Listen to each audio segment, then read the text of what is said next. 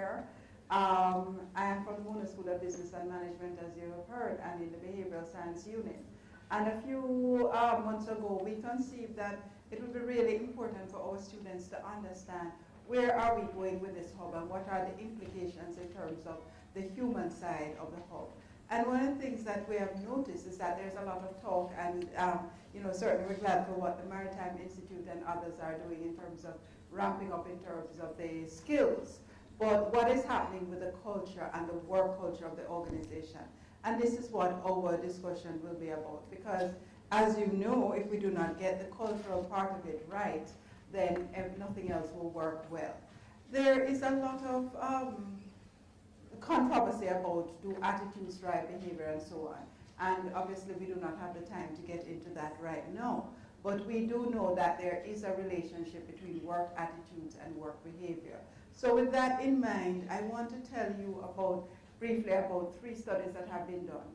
And I was just saying to my colleague, Noel Cowell, who co-wrote the paper with me, he's back there, that his work was done in 1989, and we certainly need an update right now, because even the Carter work is based on work that was done a lot earlier than that date of 1997.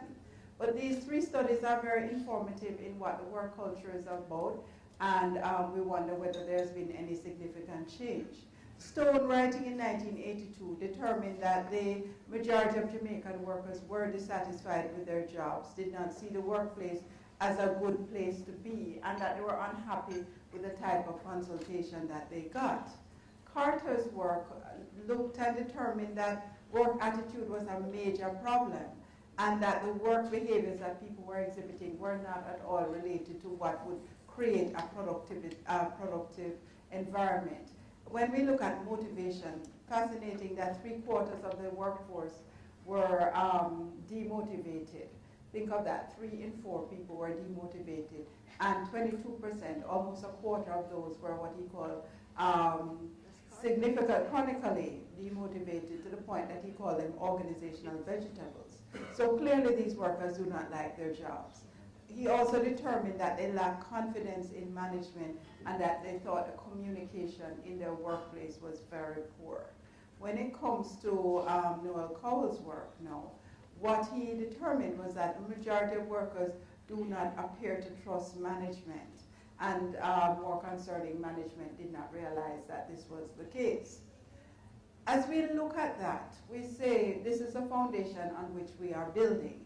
And we would suggest, we think of, in organizational behavior, we think of trust or social capital as it's now called, as being the glue that holds the organization together.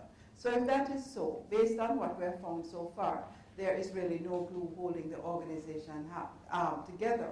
Now, as you heard this morning, we are introducing a really complex set of situations, and there's no need here to go through what globalization represents. We're all familiar with that.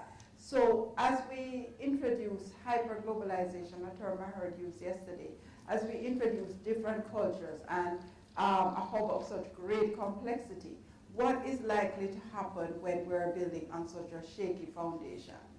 FDI is very critical to us, but if you look at bullet 2, we say that this means marrying the Jamaican work culture with that of foreign nationals at all levels. We're not sure what the hub will be like, but we know that it will be at all levels. We're not sure, because this is somewhat new to us, what will be the type of human resource practices that are engaged in.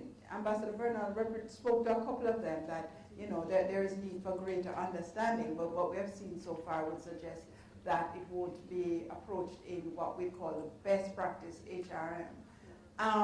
So our thinking is that this is not a great foundation, but there is hope. And what we did, we looked at some of the best practice organizations. Even on this shaky foundation, there are organizations which have managed to do exceedingly well.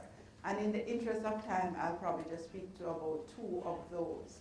What I would say to you is that these organizations have succeeded because they have effectively channeled worker energy and loyalty to the firm. But to understand that in Jamaica, this does not come naturally. People do not come as they may in some other cultures, come with a lot of loyalty and excitement and being willing to contribute. In fact, you have seen the data that suggests that they're demotivated and distrusting. So if they're not coming with that in mind, it means that the organization is going to have to work with them to create this. We looked at the Ritz-Carlton, which sadly is no longer in Jamaica, but when they were here, I think everybody's familiar with their slogan, ladies and gentlemen, serving ladies and gentlemen. And we said that this spoke to the dignity of the Jamaican worker. Our late Vice Chancellor, Professor Rex Nettleford, used this wonderful term of smaditization, and it spoke to this concept of Jamaicans wanting to be smutty or somebody in standard English. And we felt that the Ritz-Carlton actually did a great job of making people feel decent, making people feel very important. And that will be important as we go forward. We look at Sandals, our homegrown chain, which from this very inception had a corporate university and recently expanded that to the point where all of their 10,000 staff members across the region will be certified. You have to realize how important that is to somebody who might be a room attendant or some people might say chambermaid, who might need to have any formal education but now gets a chance to have some certification. So things like that are building into the person. Digicel and Grace Kennedy, of course, are exemplars, and what we love about those companies is that the traditional model is to bring in talent. They have been able to send talent out to the world because they're developing their talent. So we look at these companies, and we're saying that these companies have a culture that is focused on people. We say in word and in deed, because a lot of companies say wonderful things, but in these companies that we mentioned have actually done it. They have focused on empowerment and they've recognized the needs of the workplace. We can't not mention the fact that the workplace is a changing workplace. One has to pay attention to the fact that we have millennials. Their needs are very different. It is said that previous generations used to live to work.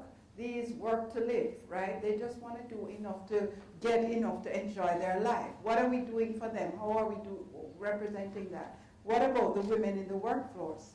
70% of people graduating from tertiary institutions are female. They're going to have a different set of needs. So what do we need to do? We need to tap into the commitment of the Jamaican worker by understanding their needs and values. And sadly, one of the things that we have said is that there is not a lot of research. I mentioned that. We have done research perhaps in 15 years on these needs and values. So we're going to have to go ahead and focus on it. We are going to have profound changes. And I thought Ambassador Bernal said that so beautifully when he talked about the different cultures. And we, in our paper, spoke to that. The Chinese civilization is over 2,000 years old. Well, he said you can't count back that far, but generally we say 2,000 years. How you merge that with a post-colonial country, which is less than 50 years, just over 50 years, we're still finding ourselves. So we're saying we cannot take that for granted. We have a little bit of information, but we need to get a lot more information, build on it, and certainly the way forward will be channeled by effective human resource practices.